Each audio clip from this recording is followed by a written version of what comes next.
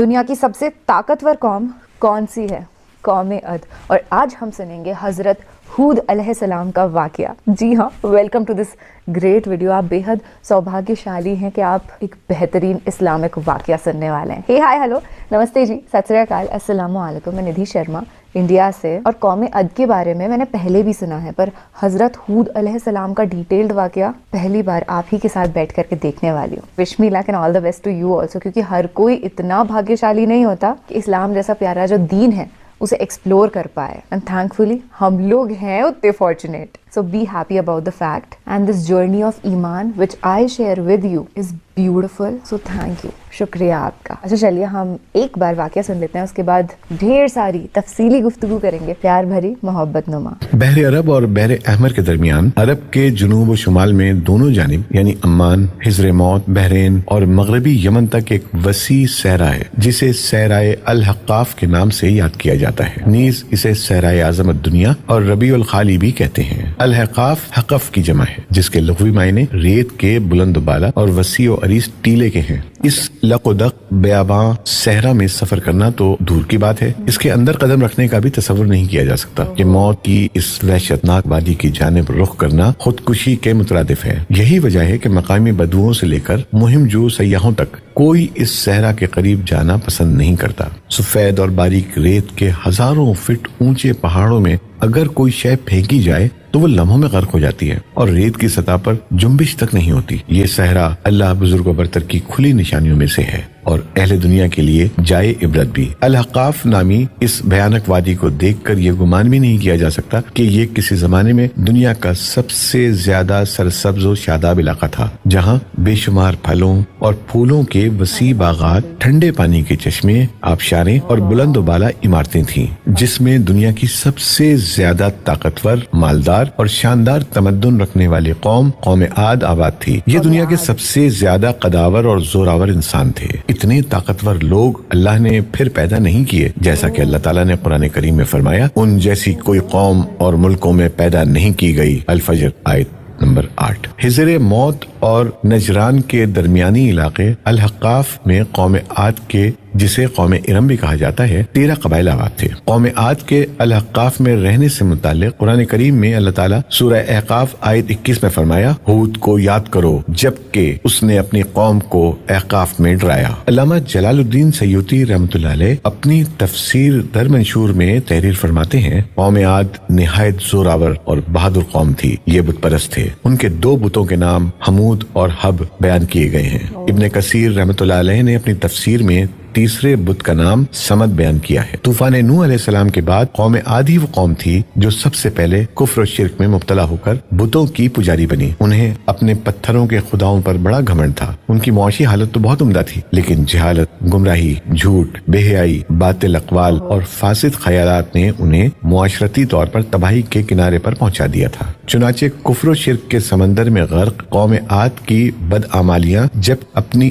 آخری حدود پار کر گئیں تو اللہ تعالیٰ نے انہی میں سے اپنے ایک نیک بندے حضرت ہود علیہ السلام کو پیغمبر بنا کر مابعوث فرمایا. چنانچہ قرآن کریم میں اللہ تعالیٰ کا ارشاد ہے، اور ہم نے قوم عاد کی طرف ان کے بھائی ہود کو بھیجا. انہوں نے کہا، بھائیوں، اللہ ہی کی عبادت کرو، اس کے سوا تمہارا کوئی معبود نہیں، کیا تم ڈرتے نہیں؟ تو ان کی قوم کے سردار جو کافر تھے کہنے لگے، تم ہمیں کم عقل نظر آتے ہو اور ہم تمہیں جھوٹا خیال کرتے ہیں. انہوں نے کہا، میری قوم مجھ میں حماقت کی کوئی بات نہیں ہے، بلکہ میں رب العالمین کا پیغمبر ہوں. میں تمہیں اللہ کا پیغام پہنچاتا ہوں اور تمہارا امانت دار خیر خواہ ہوں. کیا تم کو اس بات سے تعجب ہوا ہے کہ تم میں سے ایک شخص کے ہاتھ تمہارے پروردگار کی طرف سے تمہارے پاس نصیحت آئی تاکہ وہ تمہیں ڈرائے؟ اور یاد تو کرو جب اس نے تم کو قوم نوح کے بعد سردار بنایا اور ڈیل ڈول میں تم کو پھیلاؤ زیادہ دیا، بس اللہ کی نعمتوں کو یاد کرو تاکہ نجات حاصل کرو. وہ کہنے لگے، کیا تم ہمارے پاس اس لیے آئے ہو کہ ہم صرف ایک اللہ ہی کی عبادت کریں اور جن کو ہمارے باپ دادا پوچھتے چلے آئے ہیں ان کو چھوڑ دیں؟ بس اگر تم سچے ہو تو ہم کو جس عذاب کی دھمکی دیتے ہو اس کو ہمارے پاس لے آؤ. ہود علیہ السلام السلام نے کہا تمہارے پروردگار کی طرف سے تم پر عذاب اور غضب کا نازل ہونا مقرر ہو چکا ہے، کیا تم مجھ سے ایسے ناموں کے بارے میں جھگڑتے ہو جو تم نے اور تمہارے باپ دادا نے اپنی طرف سے رکھ لیے ہیں، جن کی اللہ نے کوئی سند نازل نہیں کی؟ تو تم بھی انتظار کرو، میں بھی تمہارے ساتھ انتظار کرتا ہوں۔ پھر ہم نے ہود کو اور جو لوگ ان کے ساتھ تھے ان کو نجات بخشی، اور جنہوں نے ہماری آیات کو جھٹلایا تھا ان کی جڑ کاٹ دی، اور وہ ایمان لانے والے تھے ہی نہیں۔ الاعراف آیت نمبر 65 تا 72۔ حضرت ہود علیہ السلام ایک طویل عرصے تک اپنی قوم کو واعظ و نصیحت کرتے رہے، کبھی وہ انہیں اللہ کی طرف سے عطا کردہ نعمتوں کی یاد دلاتے تو کبھی عذاب الہی سے ڈراتے، لیکن وہ بہرے اور اندھے بنے رہے۔ تاریخی کتب میں ہے کہ حضرت ہود علیہ السلام مسلسل 50 برس یا اس سے بھی زیادہ درس و نصیحت میں مصروف رہے۔ قوم عاد کے 13 قبائل میں سے لقمان اور خلجان نامی قبائل نہایت طاقتور تھے اور انہیں حکمراں کی حیثیت حاصل تھی۔ حضرت ہود علیہ السلام نے جب دعوت حق دی اور کفر و شرک چھوڑ کر ایک اللہ کی بندگی کی طرف بلایا تو لقمان قبیلے نے سخت مزاحمت کی اور حضرت ہود علیہ السلام کے دشمن ہو گئے۔ اس کے برعکس دوسرے قبیلے خلجان نے حضرت ہود علیہ السلام کی باتوں پر غور و خوض کیا اور ان میں سے اکثر جلد ہی آپ علیہ السلام کی دعوت کو قبول کر کے ایمان لے آئے۔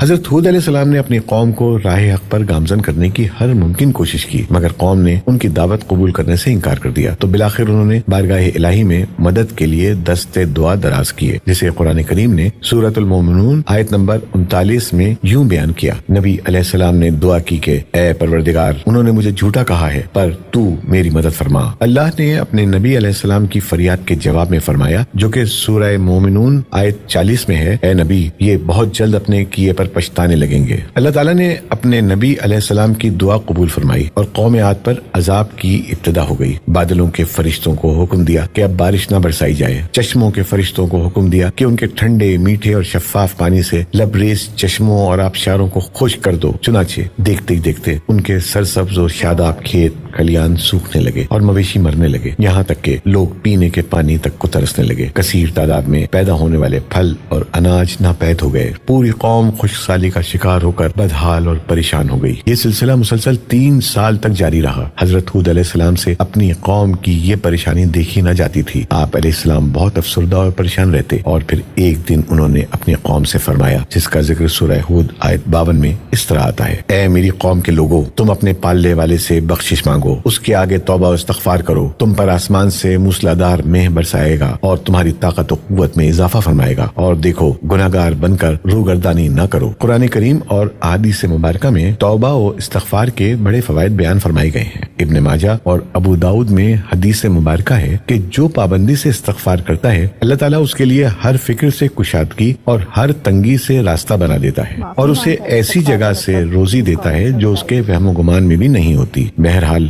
حضرت ہود علیہ السلام کے لاکھ سمجھانے کے باوجود اس قوم پر کوئی اثر نہ ہوا، بلکہ نہایت ڈٹائی کا مظاہرہ کرتے ہوئے کہنے لگے کہ ہم محض تیرے کہنے پر اپنے آباء و اجداد اور اپنے ان معبودوں کو کیوں چھوڑ دیں۔ قرآن کریم نے سورہ الہود میں اسے یوں بیان فرمایا ہے، اے ہود، تم ہمارے پاس کوئی دلیل تو لائی نہیں، اور ہم صرف تمہارے کہنے سے نہ اپنے معبودوں کو چھوڑنے والے ہیں اور نہ تم پر ایمان لانے والے، بلکہ ہم تو یہ سمجھتے ہیں کہ ہمارے کسی معبود نے تمہیں آصف زدہ دیوانہ کر دیا ہے۔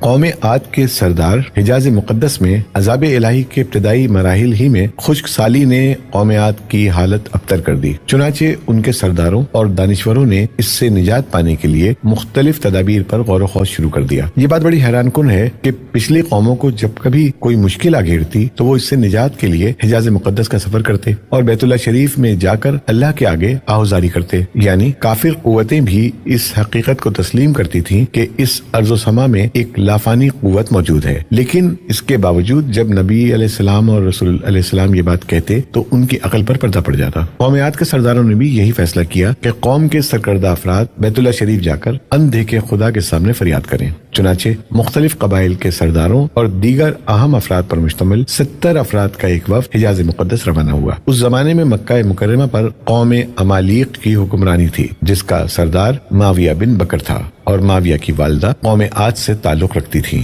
ویسے بھی معاویہ بن بکر قوم عاد کی شان و شوکت سے بڑا مرعوب تھا، چنانچہ اس نے وفد کی بڑی خاطر مدارات کی اور اسے بڑے عزت و احترام سے اپنے یہاں ٹھہرایا۔ تبری کی روایت ہے کہ اس وفد میں 2 افراد مرشد بن سعد اور لقمان بن لقیم صاحب ایمان اور حضرت ہود کے پیروکار تھے۔ غالباً ان کا تعلق قبیلہ خلجان سے ہوگا۔ ان دونوں کے علاوہ باقی سب کافر اور بت پرست تھے۔ معاویہ نے ان کے اعزاز میں رقص و سرور کی محافل کا اہتمام کیا اور تقریباً 1 ماہ تک یہ لوگ اپنے آنے کا مقصد فراموش کر کے عیش و عشرت اور شراب و شباب کی محافل میں مدہوش رہے۔ جب ان کا قیام طویل ہو گیا تو معاویہ بن بکر کو ان کے واپس جانے کی فکر لاحق ہوئی۔ کافی سوچ بچار کے بعد اس کے ناچنے گانے والیوں کے ذریعے چند اشعار کی صورت میں انہیں ان کے آنے کے مقصد کی یاد دہانی کروائی، جس پر وفد کو ہوش آیا۔ تاریخی کتب میں درج ہے کہ اس موقع پر وفد میں شامل مرشد اور لقمان نے ایک بار پھر انہیں سمجھانے کی کوشش کی کہ جو کچھ حضرت ہود علیہ السلام کہتے ہیں اس پر ایمان لے آؤ، لیکن وہ نہ مانے۔ وفد بیت اللہ شریف گیا اور بارش کی دعائیں مانگنی شروع کی۔ ابھی تھوڑی ہی دیر گزری تھی کہ اللہ تعالیٰ نے آسمان پر 3 رنگوں کے بادل بھیج دیے، جن میں ایک سفید تھا، دوسرا سیاہ اور تیسرا سرخ۔ اس کے ساتھ ہی آسمانوں سے ندائے غیب آئی، اپنے اور اپنی قوم کے لیے ان تینوں میں سے کسی ایک کو پسند کر لو۔ چنانچہ وفد نے سوچ بچار کے بعد سیاہ بادل کو اپنے لیے پسند کر لیا، جس کے ساتھ ہی سرخ اور سفید ٹکڑے آسمان سے غائب ہو گئے اور ابر سیاہ آہستہ آہستہ آسمان پر چھانے لگا۔ وہ لوگ اپنی دعا کی قبولیت پر بڑے خوش تھے اور سمجھتے تھے کہ اب خشک سالی ختم ہو جائے گی۔ چنانچہ پوری قوم نے خوشیاں منانی شروع کر دی، لیکن حضرت ہود علیہ السلام سمجھ گئے تھے کہ یہ عذاب الہی ہے، لہٰذا انہوں نے ایک بار پھر اپنے قوم کو مخاطب کرتے ہوئے فرمایا، اے میری قوم، یہ اللہ کا عذاب ہے جو تم پر نازل ہوا چاہتا ہے۔ پھر انہوں نے اللہ تعالیٰ کا فرمان انہیں سنایا جو سورہ الاحقاف آیت 24 میں ہے، نہیں بلکہ دراصل یہ ابر وہ عذاب ہے جس کی تم جلدی کر رہے تھے، یہ ہوا کا طوفان ہے جس میں دردناک عذاب چلا آ رہا ہے، جو اپنے رب کے حکم سے ہر چیز تباہ کر ڈالے گا۔ حدیث شریف میں آتا ہے کہ اما عائشہ صدیقہ رضی اللہ تعالیٰ عنہا نے حضور نبی کریم صلی اللہ علیہ وسلم سے پوچھا، یا رسول اللہ صلی اللہ علیہ وسلم، لوگ تو بادل دیکھ کر خوش ہوتے ہیں کہ اب بارش ہوگی، لیکن آپ صلی اللہ علیہ وسلم کے چہرے پر اس کے برعکس تشویش کے آثار نظر آتے ہیں۔ آپ صلی اللہ علیہ وسلم نے فرمایا، عائشہ، اس بات کی کیا ضمانت ہے کہ اس بادل میں عذاب نہیں ہوگا؟ جب ایک اور قوم ہوا کے عذاب سے ہلاک کر دی گئی، اس قوم نے بھی بادل دیکھ کر کہا تھا، یہ بادل ہے جو ہم پر بارش برسائے گا۔ بخاری۔ حضرت عائشہ رضی اللہ تعالیٰ عنہ فرماتی ہیں کہ جب تیز ہوا چلتی تو نبی کریم صلی اللہ علیہ وسلم یہ دعا مانگتے، اے اللہ، میں تجھ سے اس کی خیر کا طالب ہوں، اور جو اس میں ہے اس کی خیر کا، اور جو تو نے اس میں شر رکھا ہے تو اس سے اور اس کے شر سے میں آپ کی پناہ مانگتا ہوں۔ صحیح مسلم۔ حضرت عائشہ رضی اللہ تعالیٰ عنہ فرماتی ہیں کہ جب آسمان پر بادل چھا جاتے تو حضور اکرم صلی اللہ علیہ وسلم کے چہرے کا رنگ متغیر ہو جاتا، آپ صلی اللہ علیہ وسلم پر خوف کی سی کیفیت طاری ہو جاتی جس سے آپ صلی اللہ علیہ وسلم بے چین ہو جاتے، کبھی باہر نکلتے، کبھی اندر داخل ہوتے، کبھی آگے ہوتے، کبھی پیچھے، پھر جب بارش برستی تو پھر خوشی طاری ہو جاتی تھی۔ حضرت عائشہ فرماتی ہیں کہ یہ کیفیت دیکھ کر میں نے خدمت اقدس میں سوال کیا تو آپ صلی اللہ علیہ وسلم نے فرمایا، اے عائشہ، کہیں ایسا نہ ہو جائے جو قوم عاد نے کہا تھا۔ پھر اس آیت کی تلاوت فرمائی، جب قوم عاد نے اس عذاب کو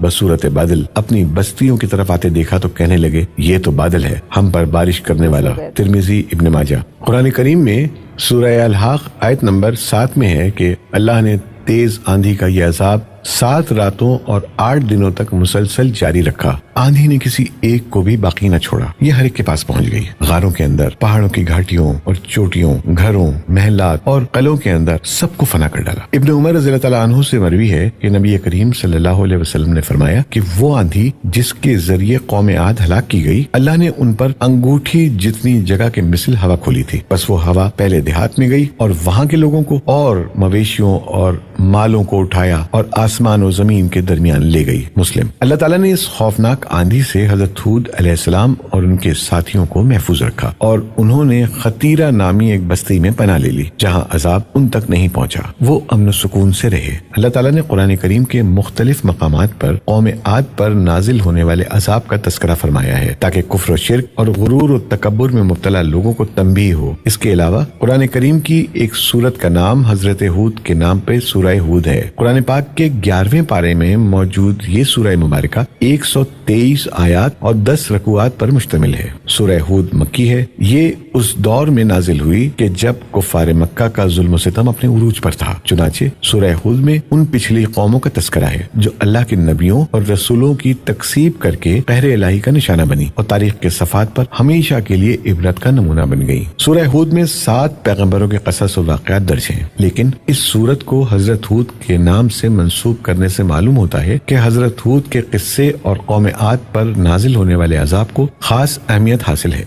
हदीस मुबारका में है कि रसूलुल्लाह सल्लल्लाहु अलैहि वसल्लम की रेश मुबारक के कुछ बाल सफेद हो गए तो हजरत अबू बकर सिद्दीक रज़ी अल्लाह तआला अन्हु ने अर्ज किया, या रसूलुल्लाह सल्लल्लाहु अलैहि वसल्लम, आप बूढ़े हो गए? तो आप सल्लल्लाहु अलैहि वसल्लम ने फरमाया, हाँ, मुझे सूरह हूद ने बूढ़ा कर दिया। अल्लामा तिबरी की बाज रिवायतों में है कि हजरत हूद अलैहिस्सलाम की उम्र 150 साल थी। आप अलैहिस्सलाम को 50 बरस की उम्र में नबूवत अता हुई। 50 बरस तक कौम को वाज़ो नसीहत करते रहे। कौम की हलाकत के बाद मजीद 50 बरस तक जिंदा रहे और अहले ईमान को वाज़ो दर्स फरमाते रहे। हजरत हूद अलैहिस्सलाम का मज़ार तारीखी कुतुब से पता चलता है कि हजरत हूद का मज़ार खिज़्र मौत के एक मकाम पर है, जहाँ अरब के मुख्तलिफ हिस्सों से हजारों की तादाद में लोग जमा होते हैं। अगरचे ये खबर तारीखी तौर पर साबित नहीं है। बिल्लाह अलम।